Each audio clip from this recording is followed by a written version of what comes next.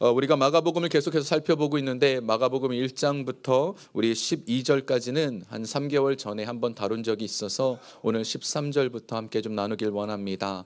여러분, 뇌과학이라는 것에 대해서 아십니까? 이 뇌를 연구해서 실생활 속에서 적용하는 건데, 이 뇌과학이 어떻게 실생활에 적용되나 하면 한국의 홈쇼핑 회사가 중국에 이제 홈쇼핑을 하려고 들어가려고 할 때 이 뇌과학을 이용해 봤어요.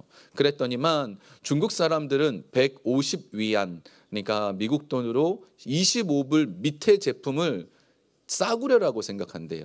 이거는 너무 저가의 제품이야 라고 생각을 하는데, 또 그에 비해서 350위안, 한 60불 정도 되는 건 이건 좀 비싸라고 생각을 한대요. 이게 뇌가 그 순간순간 그때마다 무의식적으로 판단한다는 거죠.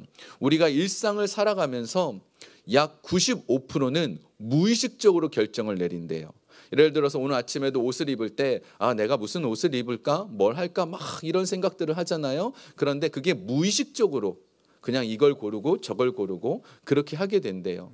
그래서 이 뇌과학을 이용해서 명품 같은 경우도 보면 사람들이 무의식적으로 자꾸 그걸 선택하게 한다고, 이 명품품을 보면 그 쇼핑백이 크답니다. 여러분, 명품 사보신 분들은 아시겠죠? 저는 안 사봐서 아직 잘 모르겠는데 크대요, 가방이. 그게 크게 줘야 사람들이 막 되게 기분이 좋아지고, 그래서 또 찾고, 또 지나가는 사람들이 보고 저건 명품이야 라고 해서 다음번에 선택하게 무의식적으로 하게 만든다는 거죠. 자, 그런데 우리 인생에 있어서 진짜 중요한 결정은 이 95%의 무의식정에서 결정되는 게 아닙니다. 나머지 5%. 여기서 굉장히 중요한 결정을 내립니다. 예를 들어 그겁니다. 오늘 내가 오늘 주일 예배를 가야겠어.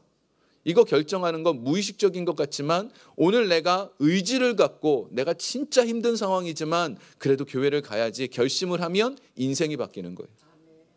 우리 청년들 중고등부 이제 수련회를 앞두고 있는데, 수련회를 앞두면 늘 얘기하는 게 있어요. 우리 청년부들 수련회 가라 마라, 너 상황이 이러니 저러니 뭐 이래야 된다 저래야 된다 막 그러는데, 간다고 결정을 하면 인생이 바뀌는 거예요. 그래서 우리 인생의 중요한 결정은 나머지 5%를 통해서 이루어지는데, 이 결정에 따라서 삶이 바뀌고 미래가 바뀝니다. 오늘 이 중요한 결정을 했던 사람이 바로 마태입니다. 오늘 본문에 나오는 이 주인공 마태는 직업이 세리입니다. 세리는 쉽게 얘기하면 IRS 직원이에요. 그래가지고 세금을 이렇게 걷는 사람입니다. 영어로 보면 텍스 컬렉터라고 되어 있습니다. 그래가지고 이렇게 걷는 사람이 이 IRS 직원인데, 이 세리 마태인데, 요즘과 좀 달라요. 요즘은 그냥 뭐 이렇게 필요한 만큼 정해진 룰대로 이렇게 세금을 걷지만, 이때는요, 로마가 그 세리한테 10%만 받겠다 세금을 결정하면 이 세리가 밖에 나가가지고 20%를 받아도 되고 30%를 받아도 되고 50%를 받아도 돼요. 그러니까 사람들이 이 세리 때문에 살 수가 없는 거예요. 세리가 그냥 한 30% 세금을 가져가면 비즈니스 하시는 분들 아시죠? 그럼 뭐 남는 게 없지 않습니까? 그래서 사람들이 이 세리가 지나갈 때마다 다 손가락질하고 저 탐욕스러운 인간들, 나쁜 인간들, 이렇게 했던 사람이 세리입니다. 그런데 마태라는 오늘 본문에 나오는 이 사람은 부도덕하고 탐욕스러운 상징이었던 세리였던 이 마태를 예수님께서 제자로 부르십니다. 오늘 본문 한번 보겠습니다. 본문 2장 14절 함께 읽겠습니다. 또 지나가시다가 알페의 아들 레위가 세간에 앉아 있는 것을 보시고 그에게 이르시되 나를 따르라 하시니 일어나 따르니라. 아멘. 제가 지금 여기 보니까 마태가 아니라 레위인데요, 이렇게 생각하시는 분 혹시 계시나요? 목사님 뭐 잘못하신 것 같아요 라고 생각하시는 분 있으신가요? 이 레위의 닉네임, 예수님께서 붙여진 이름이 마태입니다. 마태는 원래 이름이 레위예요. 그런데 이 레위라는 이름에서 알 수 있듯이 레위 제사장 집안이었습니다. 제사장 집안 사람이니까 이 아이를 낳고 나서 그 부모가 원했던 게 이거죠. 야, 너는 제사장처럼 존경받는 사람이 되었으면 좋겠다. 너는 이런 사람이 되었으면 좋겠다. 이런 마음으로 이렇게 레위라는 이름을 지어줬는데 이 레위라는 이름에 걸맞지 않게 레위는 늘 지탄받던 사람이죠.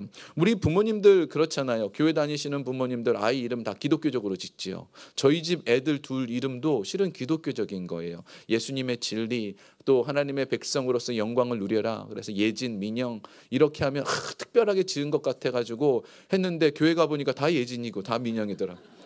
이름 흔하더라고요. 깜짝 놀랐어요. 근데 이 기독교적 이름으로 이 이 사람을 지었지만 결국은 이 수군거리는 사람이 되었던 것이 바로 이 레위였습니다. 그런데 예수님께서 이 레위를 부르셔서 그의 이름을 마태로 바꿔주세요. 마테라는 이름의 뜻은 하나님의 선물이라는 뜻입니다. 그래서 이 이름이 너무 좋았어요. 그래가지고 마태복음에 보면 이 마태복음을 마태가 이렇게 썼거든요. 거기에는 오늘 이렇게 부르시는 장면에 셀이 레위라고 안 적고요, 셀이 마태라고 적어요. 자기는 이 마태라는 이름이 너무 좋은 거예요. 그렇게 자부심을 가졌던 거지요. 왜 그랬는가 하면 세상적으로 셀이었을 때는 돈도 많이 벌었고요, 힘도 있었고요, 사람들이 비록 손가락질했지만 나를 함부로 하는 사람이 아니었습니다. 그런데 지금 예수님을 선택해서 마태가 된 다음에는요, 고난의 길이에요.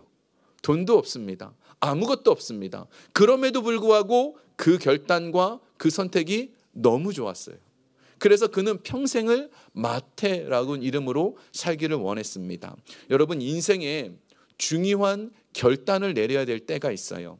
그게 뭔가 예수 그리스도를 믿겠다, 예수 그리스도를 따르겠다. 내가 지금 어떤 상황이 놓여져 있어도 나는 두려워하지 않을 거야, 나는 염려하지 않을 거야, 나는 하나님을 믿을 거야. 이런 결심과 결단하는 것 정말 중요해요. 오늘 본문을 한 번만 더 보겠습니다. 본문 14절을 다시 보면 이렇게 되어 있어요. 또 지나가시다가 알페오의 아들 레위가 세간에 앉아 있는 것을 보시고 그에게 일어나 나를 따르라 하시니 일어나 따르니라. 즉시 따라간 거예요. 즉시 따라간 거예요. 이렇게 따라가는 거 쉬운 게 아닙니다. 여러분, 2025년 예를 들어서 주일 한 번도 안 빠지겠습니다. 이 결심이 어떤 사람에게는 쉬워요. 난 당연히 주일날 나오지. 이게 어떤 사람에게는 쉬워요. 근데 어떤 사람에게는 도전이 되는 일이에요. 와, 이거는 챌린지를 해야 되고 내가 결심을 해야지 될 만한 일이에요. 그런데 이렇게 결심할 수 있는 이유가 뭘까? 어떨 때 우리는 결심할 수 있을까요? 이게 중요하면, 이게 꼭 필요하면, 이게 내 인생에 꼭 필요하다고 생각하면 우리는 결심하고 그대로 합니다. 그래서 우리가 예수님 믿는 것을 결심해야 되는 게 이게 필요하다라는 걸 알아야 돼요. 요즘 젊은 분들이 예뻐지려고 다이어트 하잖아요. 근데 제가 얼마 전에 병원에 갔는데 저희 주치 의사 선생님이 저를 보고 아직 제 증상이나 뭐 이런 거 얘기한 게 없는데 보자마자 10kg 빼셔야 돼요 그러더라고요. 10파운드 빼셔야 돼요. 그래서 다음에 또 3개월 후에 만나는데 10파운드 꼭 빼셔야 돼요. 이 얘기를 몇 번 강조를 하시더라고요. 근데 왜 그랬느냐 하면 혈압을 재보고 또 뭐 혈당 수치나 뭐 이런 거 보더니만 10파운드 꼭 빼셔야 돼요 그랬어요. 그 의사 선생님이 다음에 만날 때 예뻐지길 원해서 뺐으면 좋겠습니다 이런 뜻 아니죠? 건강을 위해서죠. 그럼 깨달았잖아요. 그래서 저희 집에 가가지고 저희 집에 가면 식탁 위에 과자가 여러 종류가 있습니다. 밥을 안 먹는 건 걱정이 안 되는데 이걸 못 먹을까 생각에 극심한 고난에 빠졌습니다. 이 과자를 어떡하지? 그래도 과자를 안 먹고 10파운드를 그때 뺐어요. 빼고 가가지고 잘했다 칭찬 들었죠. 자, 내가 필요하면 결심합니다. 내가 중요하다고 생각하면 우리는 합니다. 예수 믿는 것, 염려하지 않는 것, 중요하다고 생각해야 우리는 결심하는 거예요. 우리가 이 중요성을 모르고 있어요. 만약에 우리 청년들이 이번에 수련회를 가고 중고등부가 수련회를 가는데 이번에 안 가면 내 인생에 크게 문제가 생길 것 같다 그러면 어떻게 해요? 학교고 집이고 돈이고 뭐든지 상관없이 무조건 가겠죠. 예수님을 만나고 예수님을 따른다라는 건 그런 거예요. 내가 가지고 있던 모든 것을 다 포기하고 예수님을 쫓아가는 겁니다. 오늘 이 예수님을 쫓아갔다 일어나 따르리라는 표현을 누가복음 5장에 보면 이렇게 표현했습니다. 그가 모든 것을 버리고 모든 것을 버리고 일어나 따르니라. 여기에는 지금까지 세리가 되기 위해서 엄청난 투자를 했어요. 엄청나게 노력했어요. 지금까지 쌓았던 돈도 모든 것을 다 버렸습니다. 왜 돈도 버렸다고 생각하는지 아세요? 예수님이 성전에 들어가는데 성전세를 내야 되는데 그 돈이 없었어요. 제자 중에 그 성전세 낼 사람이 없었어요. 마태 지금 엄청난 부자거든요. 근데 그 돈을 포기한 거예요. 조용해지실 줄 알았습니다. 여러분, 가지고 있는 돈을 포기하고 예수님 따르십시오 그랬을 때 아멘 할 수 있는 분이 얼마나 있겠어요. 저도 주님 잠깐만요. 어쩌면 그랬을 수도 있어요. 조금만 가져가면 안 될까요? 그랬을 수도 있어요. 근데 이 모든 것을 포기하고 따를 만큼 예수님을 따라가는 건 너무 행복한 일이에요. 너무 기쁜 일이고 중요한 일입니다. 그래서 이렇게 결심을 해야 되는데 이 결심을 언제 하느냐? 이 결심을 하면 우리는 중요한 걸 잃어버려요. 내가 하고 싶은 걸, 누리고 싶은 걸 잃어버릴 수도 있어요. 결심은 그런 거예요. 내가 쉬고 싶은 걸 포기하고 예배를 드리고, 내가 자고 싶은 걸 포기하고 기도하고, 뭔가를 포기해야 중요한 걸 얻을 수가 있는 거잖아요. 자, 그런데 결심을 한다라는 것은 내가 의지가 좋아서가 아니에요. 저 같은 사람은 의지가 약한 사람이라 뭔가 하다가 작심삼일하고 못하고 막 그런 경우가 많거든요. 그런 사람은 믿음이 없겠네요. 그런 뜻이 아니고요. 기존에 좋아하던 것보다 더 중요한 것을 따라가는 거예요. 따라가는 것. 예수님을 믿는 것은 더 중요하다라는 것을 믿고 따라가는 거예요. 한국에서 제가 예전에 제 아들이 3살쯤으로 기억합니다. 그때 큰 마트를 갔는데 어느 순간 보니까 얘가 장난감을 하나 들고 왔는데 비싼 걸 들었어요. 2만 원짜리를. 그래가지고 얘를 뺏어야 되잖아요. 그 어떻게 사줍니까? 그래가지고 얘한테 이걸 막 설득하고 협박도 하고 막 그랬는데 안 놓는 거예요. 근데 제 아내가 호련히 나타나더니 사탕 2개를 딱 주니까 장난감을 놓더라고요. 아이에게 있어서는 그 사탕 2개가 훨씬 더 중요하면 포기할 수 있어요. 예수님을 따르는 것이 세상적인 것보다 중요하다고 생각되면 우리는 포기할 수 있어요. 돈이요. 늘 말씀드리지만 우리가 천국 갈 때 이 세상의 모든 것 중에서 가져갈 수 있는 건 아무것도 없습니다. 뭘 가져갈 수 있을까요? 천국 갈 때 가져갈 수 있는 게 뭐가 있을까요? 그 어떠한 것도 없습니다. 그렇다면 예수님을 붙잡아야 되지 않겠습니까? 예수님을 향한 마음, 예수님께서 기뻐하시던 그 모습을 위해서 달려가면 천국에서 잘했다 칭찬받잖아요. 그래서 포기하는 겁니다. 사도 바울이 이렇게 얘기했습니다. 빌립보서 3장에 보면 무엇이든지 내게 유익하던 것을 내가 그리스도를 위하여 다 해로 여길 뿐더러 또한 모든 것을 해로 여김은 내 주 그리스도 예수를 아는 지식이 가장 고상함이야. 내가 그를 위하여 모든 것을 잃어버리고 배설물로 여기면 그리스도를 얻고, 예수 그리스도를 얻었기 때문에 지금까지 가지고 있던 게 다 의미 없는 거예요. 여러분, 이 마음이 중요해요. 2025년 여러분 결심했으면 좋겠습니다. 내가 예수님만 사랑하고 싶습니다. 예수님만 믿고 싶습니다. 내가 세상적인 것 때문에 뭔가를 막 가지려고 노력하지 않고 하나님 앞에 잘했다 칭찬받는 이 말 한마디 때문에 달려가길 원합니다. 이렇게 결심하는 2025년 되기를 원합니다. 특별히 이렇게 결심하면 우리 안에 아주 놀라운 변화가 일어납니다. 우리가 결심을 했을 때 하나님께서 우리에게 주시는 선물인 거죠. 마태의 이름이 뭐라 그랬죠? 하나님의 선물. 그새 잊어버리셨죠? 너무 감사해요. 하나님의 선물. 그 선물을 주세요. 하나님을 선택한 사람에게 우리에게 놀라운 선택의 선물을 주십니다. 그게 무엇인가? 과거로부터 자유해지는 거예요. 우리 이 본문에 이 마태가 이 마태복음을 썼다 그랬잖아요. 이 마태복음에 보면 예수님의 12사도의 이름을 마태가 직접 기록했어요. 거기에 이렇게 되어 있습니다. 마태복음 10장에 12사도의 이름은 이러하니 베드로라 하는 시몬을 비롯하여 그의 형제 안드레와 세베대의 아들 야고보와 그의 형제 요한, 빌립, 바돌로메, 도마와 세리, 마태. 이상하죠? 다른 사람은 다 이름 적었어요. 근데 자기 이름 앞에는 세리라는 말을 집어넣어요. 아니 이거 좀 그러지 않나요? 저 같으면 과거를 숨기고 싶을 것 같아요. 아우, 과거의 세리였던 거 나는 밝히고 싶지 않아. 누가 세리라 그랬어도 아우, 그거 옛날 일이에요, 옛날 일이에요 막 이래야 되는데 오히려 본인이 세리라고 적어요. 그거 좀 이상하죠. 그 자꾸 이상하다고 표정을 지어주셔야 말씀을 해드리죠. 이상하죠. 네. 그게 왜 그런가 하면 자유하기 때문에 그래요. 나는 예전에는 세리였는데, 나는 예전엔 이렇게 악하고 추악했는데 지금은 너무 좋다고, 내 바뀐 모습을 보라고, 내 바뀐 모습을 보고 여러분 좀 예수님 믿었으면 좋겠다고 이렇게 말하는 거예요. 이 모습이 어디에도 나오냐 하면 오늘 본문 15절에 나옵니다. 15절에 이 세리가 예수님을 만나고 일어나 따르니라, 그 다음 9절에 잔치를 벌이는 부분이 나와요. 우리 15절 한번 보겠습니다. 15절 함께 읽겠습니다. 그의 집에 앉아 잡수실 때에 많은 세리와 죄인들이 예수와 그의 제자들과 함께 앉았으니 이는 그러한 사람들이 많이 있어서 예수를 따름이러라.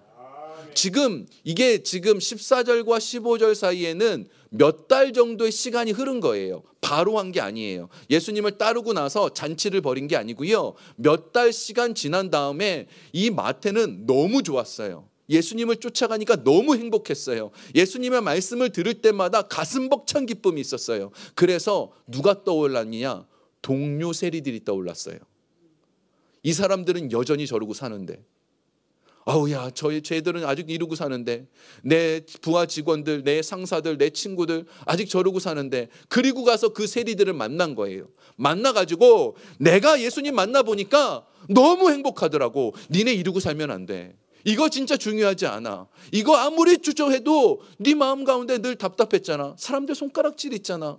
이러고 나서 자신의 기쁨을 보여줬어요. 그러니까 이 세리들도 그럼 우리도 한 번만 만나보자고. 그래서 그 세리들이 다 같이 모였습니다. 그리고 예수님 초청했는데, 그리고 나서 예수님의 말씀을 들으니까 꿀송이처럼 난 거예요. 그러니까 그때 이 15절의 표현이 뭐래요? 예수를 따름이러라. 이들도 예수를 따른 거예요. 아마 이 동네에는 세리 직업이 없어졌을 거예요. 다 그만두고 다 예수를 따랐으니까. 이만큼 이 기쁨이 있는 거예요.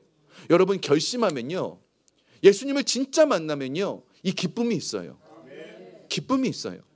이게 너무 기쁘니까 포기해도 좋은 거예요. 사도 바울이 지금까지 쫓아갔던 걸 왜 포기했을까요? 예수님과 함께하는 기쁨이 있기 때문에. 자, 근데 문제는 왜 나는 지금 기쁨이 없냐고요. 우리 지금 교회 나왔잖아요. 왜 기쁨이 없을까요? 영국에 그 왕이 살고 있는 궁의 이름을 버킹엄宮이라고 불러요. 거기에 안에는 그 깃발을 꽂는 대가 하나 있습니다. 근데 그 깃발 그 왕궁에 상징하는 깃발이 이렇게 높이 되어 있으면 그 지금 왕궁에 왕이 와 있는 거예요. 그런데 왕이 출장을 가면 깃발을 내려놔요. 왕 여기 없습니다 하고. 지금 이 깃발이 우리에게도 있어요. 내 안에 기쁨이 있으면 예수님이 계신 거예요.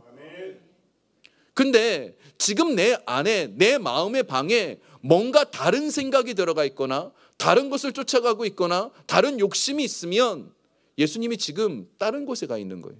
그 기쁨을 잃어버리는 거예요. 지금 바쁘게 살고 있잖아요. 분주하게 살고 있잖아요. 그러다 보니까 내 마음에 예수님을 자꾸 밀어내는 거예요. 그러면 기쁨을 잃어버리는 겁니다. 그래서 내 안에 예수님, 내게 와주십시오. 주님, 나를 떠나지 마십시오. 주님이 떠나가시면 저는 또다시 슬퍼집니다. 저는 또 우울해집니다. 저는 또 답답해집니다. 이 마음이 있을 때, 예수님께 매달리는 그 마음이 있을 때 예수님 다시 와주시고 기쁨을 회복하는 거예요. 그래서 결심해야 돼요. 신앙은요, 결심하는 거예요. 아브라함이요, 본토 친척 아비집을 떠나라는 말씀을 듣고 어떻게 했죠? 결심했어요. 그래서 갔잖아요. 그래서 축복받은 거예요. 지금 말씀이 들려지고 있습니다. 여러분, 결심하는 겁니다. 내 안에 예수 그리스도 때문에 나는 너무 기뻐지는 사람이 되고 싶다. 주님, 내게 와주십시오. 오늘 이렇게 외치고 기도하면 여러분의 인생 속에 기쁨이 주어집니다. 이것이 하나님이 우리에게 원하시는 거예요. 자, 말씀의 결론을 내리려고 합니다. 자, 그런데 오늘 이 본문에서 가장 중요한 말씀은 17절이에요.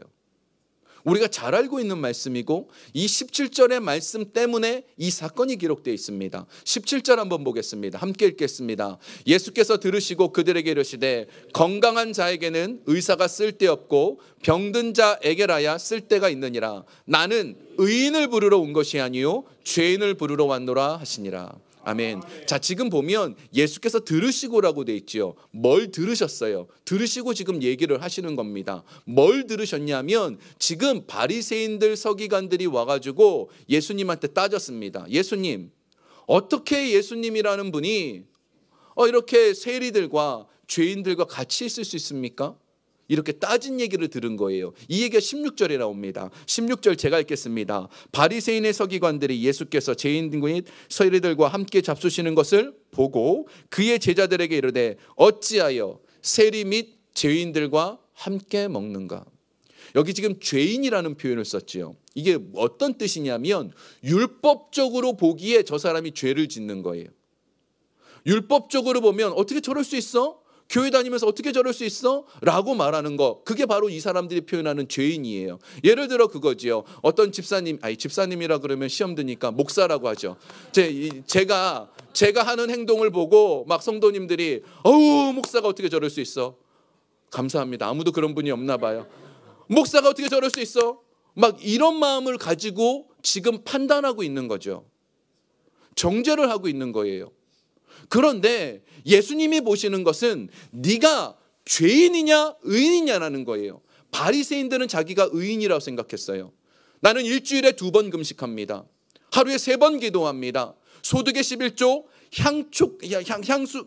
향료까지도 철저하게 따질 만큼 11조 잘 드립니다. 저 의인이죠. 이게 바리새인의 기도였습니다. 이게 정말 위험한 게요. 신앙생활 조금 하는 우리 같은 사람들은요, 기도 조금 한다고 말씀 조금 본다고 내가 의인인 것처럼 생각하고 있으면 큰일 나는 거예요. 지금 큰일 난 거예요. 우리는 평생 죄인이에요. 예수 그리스도 앞에 평생 죄인이에요. 사람은요 숨만 쉬어도 죄를 짓습니다. 이게 인간이 가지고 있는 약함이고 악함이에요. 내가 죄인인 걸 못 느끼고 저 인간이 죄인이라고, 저 사람이 악하다고, 저 사람의 눈에 있는 티가 보이고 내 안에 있는 들보가 안 보여요. 그리고 나는 의인인 거죠. 이러면 큰일 난 거예요. 예수님이 십자가를 지신 이유가 죄인 때문이잖아요. 그지요? 나는 죄인을 부르러 왔나 그래. 저 사람 때문이야 라고 생각하는 순간 큰일 난 거예요. 누구 때문에 십자가를 지셨습니까? 나 때문이에요. 나 때문이에요. 여러분, 쿼바디스 도미네라는 그 말을 아세요? 그 베드로가 이제 로마에 큰 핍박이 일어났습니다. 그런데 사람들이 주변에서 말렸어요. 베드로 사도님, 지금 잡히시면 순교하십니다. 피하십시오. 그 말을 듣고 베드로가 로마 바깥으로 나가고 있을 때 예수님을 만났어요. 그 예수님을 만나고 나서 예수님께서 예수님 어쩐 일이십니까? 네가 십자가 지는 것을 피하니까 내가 다시 가서 십자가를 진다고. 그리고 나서 그곳에 예수님의 발자국 2개가 있어가지고 그게 지금 이탈리아 가면 있다 그러죠. 그 커버디스 교회라고. 거기 가면 예수님의 발자국이 찍혀 있대요. 근데 제가 이 말씀을 드리는 이유는요, 내가 죄인인 걸 못 느끼고 도망치고 있으면 예수님이 다시 십자가를 또 지시는데 나를 위해서 지시는 걸 못 느끼는 거죠. 내가 죄인인 걸 못 느끼는 거예요. 오늘 성찬을 왜 할까요? 우리 교회는 한 달에 한 번씩 성찬합니다. 성찬을 왜 할까요? 성찬할 때 나 때문이라는 걸 알아야 돼요. 내가 왜 이럴까요, 하나님? 내가 그러지 말아야 되는데. 이걸 깨닫는 사람이 복된 사람입니다. 이걸 깨닫는 사람이 은혜 있는 사람이에요. 매일매일 주님, 저는 죄인입니다. 주님, 저를 좀 불쌍히 여겨주세요. 하나님이 나를 떠나시면 제가 갈 곳이 없습니다. 이 말을 하기 시작하면 주께서 오십니다. 주께서 다가오십니다. 여러분의 마음 만지시고 결심합니다. 주님, 제 안에 있는 이 더러움을 좀 몰아내 주십시오. 주님, 이 무엇을 몰아내 주셔서 예수님이 자리 잡아 주십시오. 이렇게 기도하면 주께서 오십니다. 이 은혜가 저와 여러분 가운데 있길 주의 이름으로 축원합니다.